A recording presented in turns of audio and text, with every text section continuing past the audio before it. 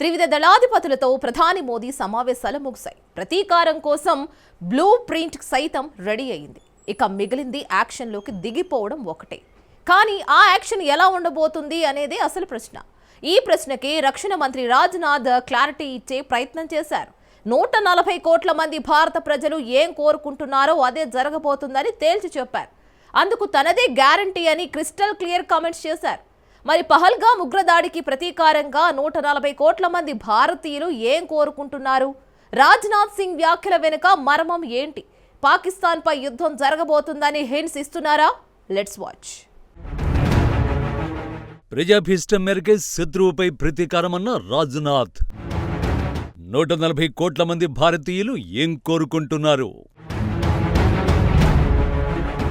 త్రివిధ దళాధిపతులతో భేటీలో target fix చేసేశారా?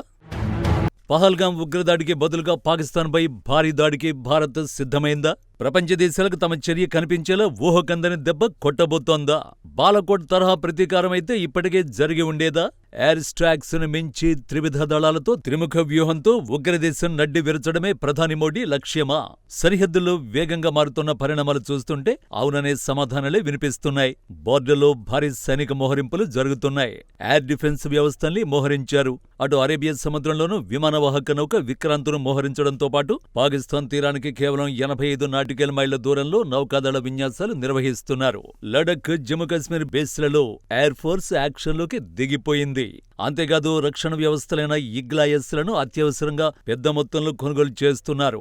ఇప్పటికే అందుబాటులో ఉన్న ఇగ్లాయస్ ఇతర క్షిపణి వ్యవస్థల్ని బార్డర్కు షిఫ్ట్ చేసేశారు. స్ట్రాటోస్ఫియరిక్ ఎయిర్ షిప్ ప్లాట్ఫామ్ తొలి విమాన పరీక్షను సూపర్ సక్సెస్ చేశారు. వీటన్నింటికీ మించి రక్షణ మంత్రి చేసిన ప్రకటనే పాకిస్తాన్ గుండెల్లో రాయిళ్లను పరిగెత్తిస్తోంది. ఇప్పుడు रक्षा मंत्री के रूप में मेरा दायित्व है कि मैं अपने सैनिकों के साथ मिलकर देश की सीमाओं की सुरक्षा सुनिश्चित करूं और मेरा यह दायित्व है कि अपनी सेना के साथ मिलकर देश के ऊपर आंख उठाने वालों को मुंहतोड़ जवाब दूं।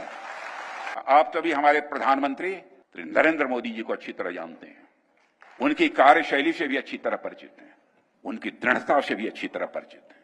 जोखिम उठाने का भाव किस तरीके से उन्होंने सीखा है अपने जिंदगी में, उससे भी आप अच्छी तरह समझते हैं। मैं आपको आश्वस्त करना चाहता हूं, प्रधानमंत्री मोदी जी के नेतृत्व में जैसा आप चाहते हैं वैसा हो कर रहे हैं। సరిహద్దు ఉద్రిక్తతల పీక్స్కు చేరిన సమయంలో రాజ్నాథ్ సింగ్ చేసిన సంచలన ప్రకటనే ఇది. ప్రధాని మోడీ నాయకత్వంలో ప్రజలు ఏం కోరుకుంటున్నారో అది ఖచ్చితంగా జరిగి తీరుతుందంటూ తేల్చి చెప్పేశారు. అందుకు తాను హామీ ఇస్తున్నానన్నారు. మోడీ వర్కింగ్ స్టైల్, అంకితభావం గురించి అందరికీ తెలుసు. మన దేశంపై దాడి చేసిన వారికి తగిన బుద్ధి చెప్పడం నా బాధ్యత అంటూ కేంద్ర రక్షణ మంత్రి వ్యాఖ్యానించారు. భారత్ను దెబ్బతీయడానికి దుస్సాహసం చేసిన వారికి ధీటైన రీతిలో సమాధానమిస్తామంటూ వార్నింగ్ ఇచ్చారు. రాజ్నాథ్ సింగ్ ప్రకటనను పాకిస్తాన్పై భారత్ ప్రతీకారం ఎలా ఉండబోతోంది అన్న ప్రశ్నకు క్లియర్ కట్ ఆన్సర్ గా రక్షణ నిపుణులు విశ్లేషిస్తున్నారు. అందుకు ఇప్పటి వరకు జరిగిన పరిణామాలను విశ్లేషిస్తున్నారు. పహల్గామ్ ఉగ్రదాడి జరిగిన నాటి నుంచి ఇప్పటి వరకు ప్రధాని మోడీ నేతృత్వంలో అత్యంత కీలకమైన సమావేశాలు జరగడాన్ని గుర్తు చేస్తున్నారు. ప్రధాని మోడీ ఏప్రిల్ 30వ తేదీన Indian army chief general Upendra ద్వివేదితో సమావేశమయ్యారు. ఆ తర్వాత మే 3వ తేదీన navy chief admiral Dinesh K త్రిపాఠితో చర్చించారు. చివరగా ఆదివారం air chief marshal AP Singh తో సమావేశమై చర్చలు జరిపారు.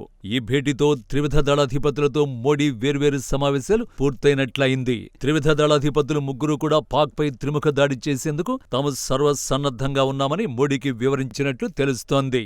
అదే సమయంలో పాకిస్తాన్ ఎదురుదాడి చేస్తే తిప్పికొట్టేందుకు చేస్తున్న సన్నాహాలను కూడా వారు వివరించారు.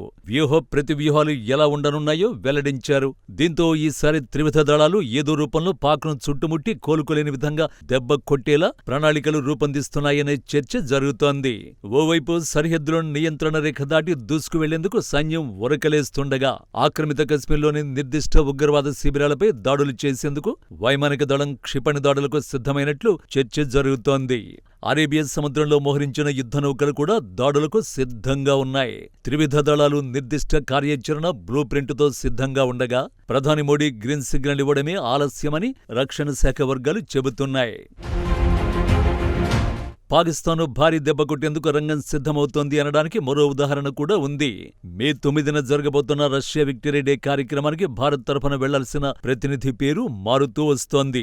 మొదట ప్రధాని మోడీ వెళ్లాల్సి ఉండగా ఆయన స్థానంలో రాజ్నాథ్ సింగ్ వెళతారని చెప్పారు. తాజాగా రాజ్నాథ్ సింగ్ స్థానంలో రక్షణ శాఖ సహాయ మంత్రి సేథ్ వెళతారని ప్రభుత్వం ప్రకటించింది. పాకిస్తాన్తో యుద్ధం మొదలైతే ప్రధాని, రక్షణ మంత్రి భారత్లో ఉండడం అనివార్యం కాబట్టే వారు ఆ కార్యక్రమానికి వెళ్లడం లేదనే అభిప్రాయాలు వ్యక్తమవుతున్నాయి. సరిహద్దుల్లో యుద్ధ సన్నద్ధత ఒక్కటే కాదు, సరిహద్దుల బయట కూడా భారత్ గేమ్ మార్చేసింది. ముఖ్యంగా విదేశాంగ మంత్రి జైశంకర్ తో పాటు భారత రాయబారులు ప్రపంచ దేశాలకు పరిస్థితుల్ని వివరించే పనిలో నిమగ్నమయ్యారు. దాదాపు అన్ని దేశాలు పెద్ద ఎత్తున మద్దతు ప్రకటించాయని విదేశాంగ శాఖ ప్రతినిధి జైస్వాల్ ప్రకటించారు. ఆఖరికి పాకిస్తాన్ మిత్ర దేశాలతోనూ భారత్ చర్చలు జరుపుతోంది. సరిహద్దు ఉద్రిక్తతల వేళ ఆర్గనైజేషన్ ఆఫ్ ఇస్లామిక్ కోఆపరేషన్తో భారత్పై ఒత్తిడి తీసుకొచ్చే ప్రయత్నం చేస్తోంది పాకిస్తాన్. ఐక్యరాజ్యసమితి భద్రతా మండలిలో భారత చర్యలపై, ముఖ్యంగా సింధు జలాల ఒప్పందం నిలిపివేతపై ఫిర్యాదు చేసింది కూడా. తుర్కియే, సౌదీ అరేబియా, మలేషియా, ఇతర ఇస్లామిక్ దేశాలతో పాక్ చర్చలు జరుపుతున్నా భారత్కు వ్యతిరేకంగా మద్దతును కూడగట్టుకోవడంలో ఇస్లామాబాద్ సఫలమైనట్టు కనిపించడం లేదు. అయితే తుర్కియే నుంచి కరాచీ ఎయిర్పోర్టుకు యుద్ధనౌక రావడంతో అంకారా మద్దతు సాధించినట్టు కనిపిస్తోంది. ఈ క్రమంలోనే మిగిలిన ఇస్లామిక్ దేశాల మద్దతు సాధించడం కోసం మోడీ సర్కారు విస్తృతంగా చర్చలు జరుపుతోంది. ఈ విషయంలో విజయం సాధిస్తే పాక్పై దాడి చేసేందుకు అవకాశాలు మరింత పెరుగుతాయి. ప్రస్తుతం ఆ దిశగానే అడుగులు పడుతోన్నట్టు కనిపిస్తోంది. నిజానికి పాకిస్తాన్పై ప్రతీకారం తీర్చుకున్న ఘటనలో ఇంత సమయం భారత్ ఎన్నడూ తీసుకోలేదు. విభజన తర్వాత భారత్ పాక్ మధ్య జరిగిన యుద్ధాలు, సంఘర్షణల్లో ఇన్ని రోజులు ఆగడం ఇదే తొలిసారి. 1947 అక్టోబర్ 22న కశ్మీర్ను సీజ్ చేయాలని పాకిస్తాన్ పిలుపునిచ్చింది. భారత్ పాకిస్తాన్ మధ్య తొలి యుద్ధం ఇదే. అక్టోబర్ 26న జమ్మూ కశ్మీర్ ఇండియన్ యూనియన్లో విలీనమైంది. అక్టోబర్ 27న సైనిక చర్య మొదలైంది. రియాక్షన్ టైం కేవలం 5 రోజులు మాత్రమే. 1965 నాటి యుద్ధంలోనూ 5 రోజుల్లోనే భారత్ యాక్షన్ మొదలైంది. 1971 యుద్ధంలో అయితే జస్ట్ గంటల వ్యవధిలోనే రంగంలోకి దిగిపోయారు. కార్గిల్ వార్లో మాత్రం 7 రోజుల సమయం తీసుకుని దాడి చేశారు. 2016 యూరీ దాడికి ప్రతీకారం తీర్చుకునేందుకు 10 రోజుల సమయం తీసుకుంటే, పుల్వామా ఘటనకు ప్రతీకారం కోసం 12 రోజుల సమయం తీసుకున్నారు. ఈ గణాంకాలను బట్టి చూస్తే పహల్గాం ఉగ్రదాడికి బదులివ్వడంలో మోడీ సర్కార్ పూర్తి స్థాయిలో ఫోకస్ చేసిందని అనుకోవాలి. సర్జికల్ స్ట్రైక్స్, ఎయిర్ స్ట్రైక్స్ వంటి యాక్షన్కు ఇన్ని రోజులు చర్చోపచర్చలు జరపాల్సిన అవసరమైతే లేదు. పెద్ద ఎత్తున ఆయుధాలను సమకూర్చుకోవడం, ఆయుధ ఫ్యాక్టరీ ఉద్యోగులకు సెలవుల రద్దు వంటి నిర్ణయాలు అస్సలే అవసరముండదు. సో ఈసారి పాక్ను కోలుకోలేకుండా దెబ్బ కొట్టాలన్నదే మోడీ ప్రభుత్వం స్ట్రాటజీ. ఆల్రెడీ ఆ దిశగా ఒక్కో విజయం సాధిస్తూ వెళుతోంది కూడా. ఉగ్రవాదానికి సపోర్ట్ చేసే దేశాలకు అంతర్జాతీయ సంస్థల నుంచి ఆర్థిక సాయాన్ని నిలిపేసేలా భారత్ ప్రయత్నాలు ముమ్మరం చేయడం అందులో భాగమే. సింధు జలాల ఒప్పందం నిలిపివేత, బగలిహార్ నుంచి నీళ్లు ఆపేయడం వంటి నిర్ణయాలు అందులో భాగమే. ఒక్క ముక్కలో చెప్పాలంటే దౌత్యపరంగా పాకిస్తాన్ ఆల్రెడీ అష్టదిగ్బంధనం చేసేశారు. ఇక మిగిలింది సైనిక చర్య ఒక్కటే. అది ఖచ్చితంగా ఈ వారంలోనే జరగబోతోందన్నదే నిపుణుల మాట. ఎందుకంటే ఇప్పటికే 2 సార్లు భద్రతా వ్యవహారాల కేబినెట్ భేటీ జరగ్గా ఈ వారం మరోమారు సమావేశం కాబోతోంది.